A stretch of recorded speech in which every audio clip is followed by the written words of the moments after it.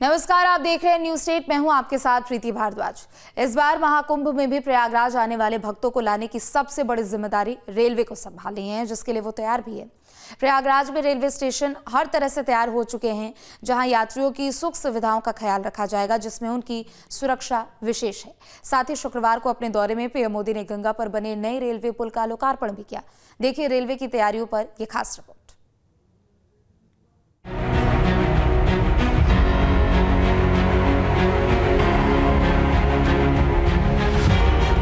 महाकुंभ में कुछ दिनों बाद ही श्रद्धालुओं की भीड़ देखने को मिलने लगेगी और जल्द ही ये आंकड़ा करोड़ों को छूने लगेगा।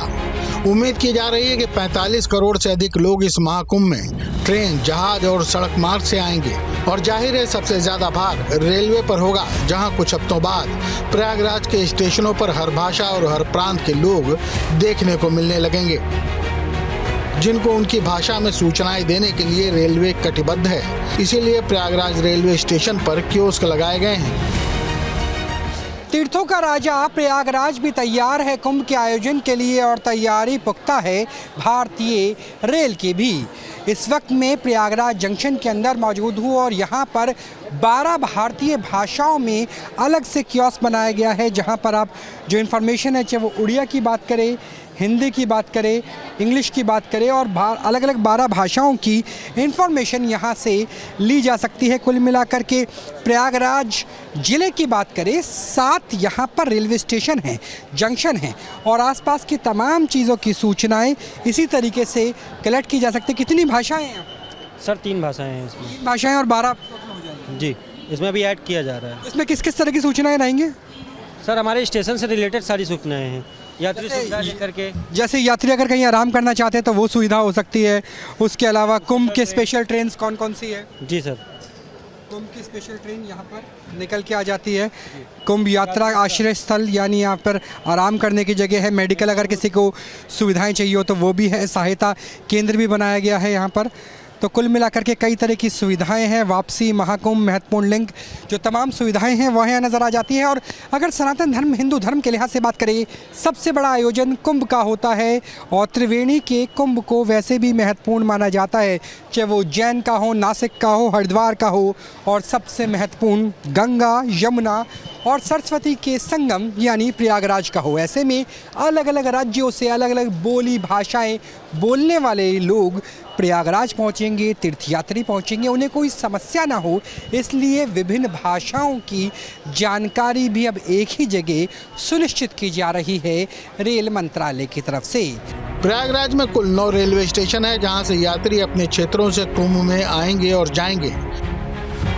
इन सभी स्टेशनों में आपसी समन्वय बनाने और उन पर निगरानी करने के लिए कंट्रोल रूम भी बनाया गया है, जहां पर 26 हॉटलाइन मौजूद हैं, जो स्थानीय प्रशासन, पुलिस, खुफिया विभाग, आपातकालीन सेवा, अस्पतालों, अग्निशमन विभाग से जुड़ी हुई हैं। Railway control room Prayagraj junction में आपका स्वागत है। दरअसल ये कुंभ के मेले के लिए बनाया गया हॉट स्टेशन है, जहां पर 26 लाइन्स है। अगर हम फोन लाइन्स की बात करें, 11 लाइन्स ऐसी है जो कुल मिलाकर के 9 स्टेशन हैं। प्रयागराज जंक्शन के अलावा रामबाग है, झूसी है और संगम भी है। ऐसे कुल मिलाकर के 9 स्टेशन हैं जो इस पूरे इलाके में आते हैं। उन्हें कंट्रोल रखने के लिए यहाँ पर एक कंट्रोल रूम स्थापित किया गया है। दरअसल आप इसे कॉल सेंटर भी मान सकते हैं, जहाँ पर 26 ऐसे फ़ोन कॉल्स हैं जो किसी मेडिकल सेवा के लिए, किसी आपातकालीन सेवा के लिए, भगदड़ की स्थिति होने पर civil administration, RPF, Prayagraj police, उसके अलावा डिफरेंट एजेंसीज से साथ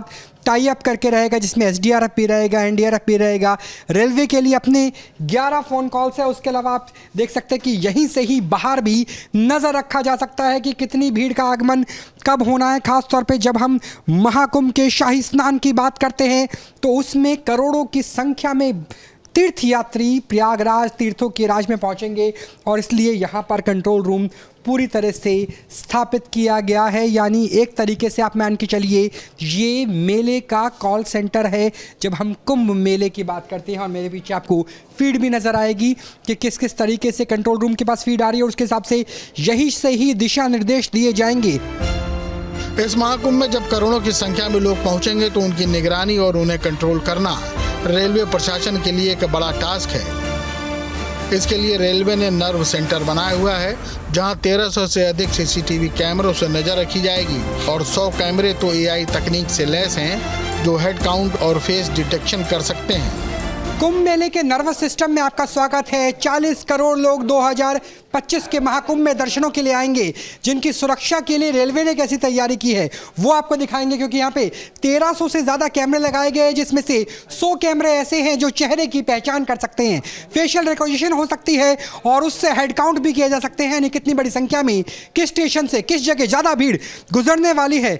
हमारे साथ बात करने के लिए चीफ PRO भी है उपाध्यक्ष जी, अगर आपसे बात करना चाहें किस तरह की यहाँ पे तैयारी करके रखी गई है, क्योंकि बहुत बड़ी संख्या सुरक्षा का भी अलर्ट है। देखिए, ये नर्व सेंटर है जो योगदान शरीर में सेंट्रल नर्वस सिस्टम का होता है, क्योंकि वहीं से सारी कमांड दी जाती है। उसी तरह से ये कंट्रोल टावर होगा जो कि नर्व सेंटर होगा, सेंट्रल नर्वस सिस्टम होगा हमारे महाकुंभ के दौरान ट्रेन परिचालन का, ट्रेन ऑपरेशन का। बात करें यहाँ पे आप देख सकते हैं हमारे जो कुंभ एरिया के महाकुंभ क्षेत्र के 9 रेलवे स्टेशन हैं, तो उनके सभी स्टेशन से अलग अलग स्टेशन पे, जैसे नैनी का, प्रयागराज छौकी, प्रयागराज जंक्शन, प्रयाग, फाफा मऊ, सूबेदारगंज, इन सारी जगहों से अलग अलग सीसीटीवी कैमरेज की फीड आ रही हैं। इसके अलावा शहर के भी वो क्षेत्र जहाँ से ट्रैफिक स्टेशन की तरफ आता है, वहाँ की भी फीड यहाँ आ रही है, ताकि स्टेशन पर आगामी जो भीड़ है, जो संख्या है स्नानार्थियों की, उसका हम अग्रिम पता कर सकें और उसी हिसाब से ट्रेन परिचालन का निर्णय ले सकें। अगर हम संख्या के बारे में बात करें तो 1300 से ज़्यादा सीसीटीवी कैमरे से इक्विप्ड है पूरा कुंभ एरिया के हमारे 9 स्टेशन, और जिनमें से 100 से ज़्यादा कैमरे FRS फेस रिकॉग्निशन सॉफ्टवेयर और हेड काउंट से लेस हैं, जिससे अगर FRS या AI बेस्ड कैमरेज की बात करें, ये क्या टेक्नोलॉजी पहली बार इनपुट हुई है? इससे पहले प्रयागराज में नहीं हुई थी, और इससे जो आपके पास डाटाबेस भी होगा कि चाहे वो खुफिया अलर्ट हो LIU का या IB का, NIA का, उस चीज़ में भी सुरक्षा मिलेगी कि कोई असामाजिक तत्व ना पहुँचे? देखिए, FRS का मेन मुख्य उद्देश्य है, ये पहले तो मैं आपको बताऊँ कि कुंभ में ये पहली बार प्रयोग में लाया जा रहा है। यह टेक्नोलॉजी रेलवे के लिए अभी नहीं है। इससे हमें निश्चित रूप से अपराध नियंत्रण में मदद मिलेगी, साथ ही साथ हेड काउंट सिस्टम की वजह से लोगों की संख्या का पता चलेगा, और प्लस इसके अलावा प्लेटफॉर्म पे जो हमारे RPF के जवान, कमर्शियल के लोग तैनात होते हैं, और हमारे जो टिकट सेल होती है उससे डेटा मिलता है कि किस क्षेत्र की थी, किस डायरेक्शन के टिकट ज़्यादा बिक रहे हैं। महाकुंभ में करोड़ों यात्री बिना आरक्षित टिकट के प्रयागराज पहुंचते हैं। ऐसे में प्लेटफॉर्म पर लाखों की भीड़ और भगदड़ की समस्या से बचने के लिए प्रयागराज जंक्शन में आरक्षित श्रेणी के लिए 1 और बिना आरक्षण के लिए 4 एनक्लोजर बनाए गए हैं, जहां ट्रेन पर चढ़ने से पहले यात्री पहुंचेंगे, जहां हर एनक्लोजर में 5000 यात्री अपनी ट्रेन का इंतजार कर सकते हैं। पृथ्वी के पटल पर सबसे बड़े मेले का आयोजन प्रयागराज यानी संगम नगरी तीर्थराज में होने वाला है, जिसके लिए तैयारियां पूरी कर ली गई है। रेलवे का कंट्रोल रूम हमने आपको दिखाया, नर्व सेंटर दिखाया, साथ में आपको सेलफोन का पूरा कंट्रोल रूम दिखाया। अब आपको लेकर चलते हैं उस जगह पर जहां पर एनक्लोजर बनाए गए हैं यात्रियों के रुकने के लिए, क्योंकि अगर एक साथ 40 करोड़ की जनसंख्या अगर आएगी तो उन्हें आप एक साथ रेलवे फाटकों पे नहीं भेज सकते, आप उन्हें प्लेटफॉर्म पे नहीं भेज सकते, क्योंकि कुल मिलाकर के सिर्फ 9 ही स्टेशन हैं जो इस पूरे ज़िले में पड़ते हैं, जिनमें से प्रयागराज जंक्शन सबसे बड़ा स्टेशन है जिसके सिर्फ 10 प्लेटफॉर्म हैं। ऐसे में अगर एक साथ 10,000, 20,000, 25,000 की यात्री आ जाएंगे तो क्या होगा? उनके लिए जो सुविधाएं बनाई गई हैं उन्हें एनक्लोज़र कहा जाता है, और इसमें अलग अलग कोडिंग है। जैसे जिस एनक्लोज़र के बाहर हम खड़े हुए हैं ये येलो कोडिंग है। मैं चाहूँगा कि मेरे कैमरा सहयोगी दूसरे एनक्लोज़र्स को भी दिखाए जहाँ पे आपको ब्लू कोडिंग और उसके बाद रेड कोडिंग भी नज़र आएंगी, यानी दिल्ली से लेकर अगर आप उत्तर दिशा, दक्षिण दिशा, पूर्व दिशा, पश्चिमी दिशा में जाना चाहते हैं तो चारों दिशाओं के लिए 4 एनक्लोज़र है। येलो एनक्लोज़र की बात करें जहां मैं इस वक्त मौजूद हूं, ये झांसी और उससे दक्षिण में जाने वाले राज्यों के लिए बनाया गया। इसके अलावा एक अलग एनक्लोज़र भी बनेगा जो रिज़र्व कैटेगरी के जो यात्री हैं उनके लिए तैयार करके रखा गया है। इसलिए जो भी हमारा अनरिजर्व्ड क्लास का पैसेंजर है उसको हम प्लेटफॉर्म पे डायरेक्ट एंट्री को रिस्ट्रिक्ट करते हैं। सबसे पहले उनको यहाँ पे लाएंगे। जो हमने ये 4 कलर के यात्री आश्रय सेट बनाए हुए हैं, लाल, नीला, पीला और हरा, ये जो यात्री आश्रय शेड हैं ये अपने कलर के हिसाब से इनका डायरेक्शन फिक्स है। जैसे लाल जो कलर है वो लखनऊ और बनारस के लिए है, पीला जो कलर जहाँ पे अभी हम खड़े हुए हैं ये जो हमारा है ये मानिकपुर, सतना, झांसी डायरेक्शन के लिए है। इस तरह से इनका डायरेक्शन फिक्स किया गया है। अगर आप इस यात्री आश्रय शेड में देखेंगे तो इसकी होल्डिंग कैपेसिटी है 5000 at a point of time, और इनमें हमने सारी बेसिक एमिनिटीज़ जैसे आप देख सकते होंगे दिव्यांगजन शौचालय भी उधर दिख रहा है, बाकी शौचालय है, ticketing facility, catering facility, medical facility, सारी चीज़ें यहाँ पे अवेलेबल रहेंगी। ये येलो एनक्लोजर है। एक एनक्लोजर के अंदर 5000 यात्री कुछ वक्त के लिए रुक सकते हैं। उनके लिए तमाम सुविधाएं रखी गई है, जिसमें सीसीटीवी है, जिसमें दिव्यांगों के शौचालय हैं, मेल फीमेल के अलग रेस्टिंग रूम है, सीसीटीवी है, मोबाइल चार्जिंग सेंटर्स हैं। इसके अलावा जो टिकटिंग सेंटर है वो भी है। यहाँ पे आप पीने का पानी देख सकते हैं, दिव्यांगों का शौचालय देख सकते हैं। और एरिया इस लिहाज से रखा गया है कि कम से कम 5000 यात्री एक दिशा में जाने वाले, जैसे मैंने झांसी यानी बुंदेलखंड का जिक्र किया, उसके बाद मध्य प्रदेश और उसके नीचे अगर नासिक को भी जोड़ लिया जाए तो दक्षिण भारत में जाने वाले यात्री इस जगह रेस्ट करेंगे। इतना ही नहीं, अलग अलग राज्यों से आने वाले यात्रियों के लिए उनकी भाषा में अनाउंसमेंट हो, इसकी भी व्यवस्था की गई है। देखिए, जो ट्रेन रेलवे प्रमाइसेस में लोगों को ज़रूरत होती है कि मल्टीलिंगुअल अनाउंसमेंट हो ताकि वो अपनी भाषा में अपनी जानकारी प्राप्त कर सकें। तो लैंग्वेज एक बैरियर ना हो बल्कि एक नॉलेज डिसेमिनेशन का जो है एक मोड हो, इसके लिए हमने मल्टीलिंगुअल अनाउंसमेंट सिस्टम अपना रेडी किया हुआ है जो लगभग 15 भारतीय भाषाओं में अनाउंसमेंट करने में सक्षम है। और हम जिस भी डायरेक्शन के लिए जिस समय जैसी ज़रूरत होगी उस समय उस भाषा में अनाउंसमेंट करेंगे। जो जनरल अनाउंसमेंट होंगे जो सभी के लिए यूजफुल हैं वो हम हर भाषा में उनको रेगुलर चलाते रहेंगे ताकि लोग कुंभ से संबंधित, रेल से संबंधित, मेला क्षेत्र से संबंधित सारी जानकारी अपनी भाषा में प्राप्त कर सकें। अपने प्रयागराज दौरे में प्रधानमंत्री नरेंद्र मोदी ने शुक्रवार को झूंसी से दारागंज को जोड़ने वाले दोहरी रेल लाइन वाले गंगा पुल का लोकार्पण भी किया। इस पुल को 5 साल में करीब 496 करोड़ की लागत से तैयार किया गया है, जिसकी लंबाई करीब 2 किलोमीटर है। इस पुल में 76 मीटर के कुल 24 स्पैन हैं। गंगा पर पुराना पुल 1912 में बनाया गया था, जिसे 1994 में ब्रॉडगेज किया गया था। फिर भी इस पर ट्रेन की रफ्तार 30 किलोमीटर प्रति घंटा ही रहती थी, जबकि नए पुल पर ट्रेन की रफ्तार 130 किलोमीटर प्रति घंटा तक हो सकती है। जिस गंगा ब्रिज पे हम मौजूद हैं इसका उद्घाटन प्रधानमंत्री नरेंद्र मोदी ने किया है। दरअसल 1912 में ही, 1911 में दिल्ली राजधानी बनती है, 1912 में ही एक पुराना ब्रिज बन गया था जो मेरे दूसरी तरफ आपको नज़र आएगा। लेकिन जो नया ब्रिज है ये 496 करोड़ की धनराशि से बनाया गया। सर, कितना लंबा ब्रिज है और कितना समय लगा इसे पूरी तरह से बनने? देखिए, यह ब्रिज जो है जो पुराना वाला पहले जो बता रहे थे आप 1912 में बना था, मीटर गेज लाइन का ब्रिज था। जब ब्रॉड गेज हुआ तो उसके बाद इसको रिटेन कर लिया गया था, तो इसमें कई प्रकार के रिस्ट्रिक्शंस थे। उसको ध्यान में रखते हुए ब्रिज स्वीकृत हुआ था और इसमें 496 करोड़ की लागत से ये ब्रिज बनकर तैयार हुआ। लगभग 2 किलोमीटर लंबा है। टू बी वेरी प्रिसाइज अगर बात करें तो 1934 मीटर लंबाई इसकी है। 76 मीटर का एक स्पैन है और ऐसे टोटल 24 स्पैन है इस ब्रिज में। इसके अतिरिक्त दोनों तरफ वायरडक्ट्स बने हुए हैं, जिससे कि मेला के दौरान आप देख सकते हैं वायरडक्ट्स के नीचे से रोड गई हुई है, जिससे मेला के दौरान ब्रिज को इस पार से उस पार लोग पार कर सकें।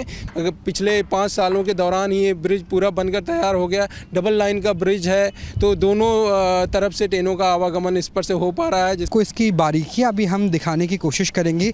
सबसे पहले इसकी स्थिति को देख लीजिए, क्योंकि जहां मैं मौजूद हूं मैं चाहूँगा कि मेरे कैमरा सहयोगी भी धीरे धीरे इस तरफ पहुँचे। इसके दूसरी तरफ आपको पुराना ब्रिज नज़र आएगा। 1912 में इस ब्रिज का निर्माण हुआ था, जो पहले नैरो गेज किया उसके बाद ब्रॉड गेज के लिए था। लेकिन जब यहाँ से ट्रेन गुजरती थी तो उसकी रफ्तार बहुत कम हो जाती थी, 30 किलोमीटर प्रति घंटा।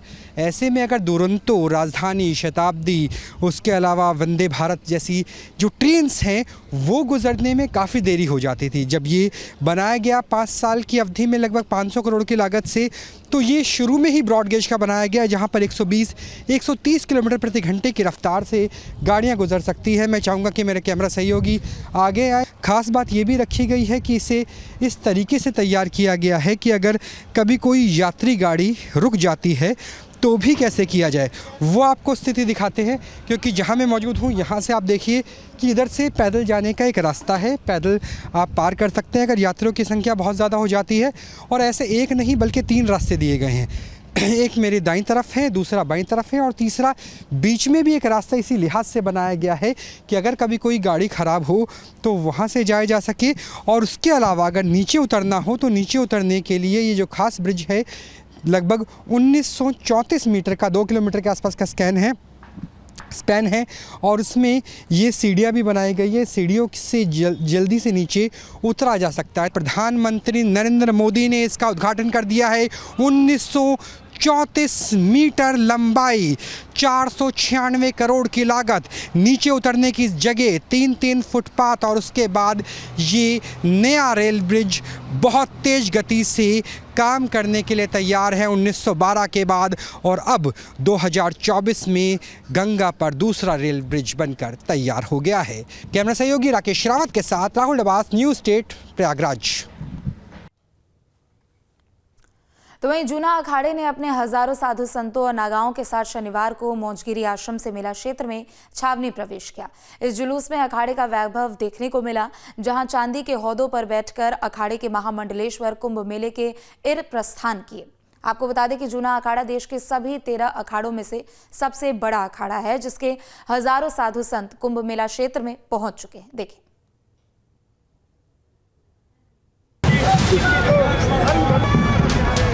हर हर मरोगे तो कटोगे, एक रहोगे तो नेक रहोगे। हर हर महादेव। शनिवार को प्रयागराज में देश के सबसे बड़े जूना अखाड़े कुंभ मेला क्षेत्र में छावनी प्रवेश किया। छावनी प्रवेश का ये जुलूस जूना अखाड़े के मौजगिरी आश्रम से शुरू हुआ, जिसमें आगे आगे धुन बजाते बैंड चल रहे थे, डमरू बज रहे थे और अखाड़े के नागा साधु घोड़ों पर भाले लेकर जुलूस की अगुवाई कर रहे थे।